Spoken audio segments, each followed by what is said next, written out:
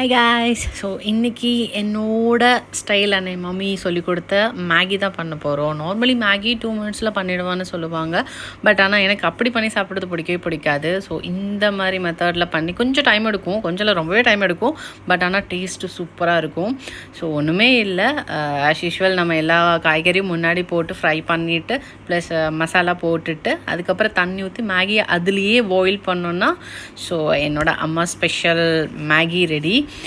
So almost தண்ணி ஊற்றுற stage ஆகிடுச்சு. இந்த காய்கறி குக் ஆகிறது மட்டும் தான் கொஞ்சம் டைம் எடுக்கும். அது குக் ஆகிடுச்சுன்னா ஆஃப்டர் தட் எல்லாமே ரொம்ப ஃபாஸ்ட்டாக தான் இருக்கும்.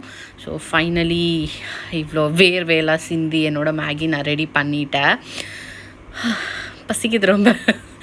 ஸோ ஃபைனலி ரெடி ஆகிடுச்சு. ஸோ இதுதான் என்னோடய அம்மா ஸ்டைல் மேகி. ஸோ நீங்களும் ட்ரை பண்ணி பாருங்கள், கண்டிப்பாக உங்களுக்கு ரொம்பவே பிடிக்கும். ஃபுல்லாக நம்ம மசாலா சவுத் இண்டியன் ஸ்டைல் தான்.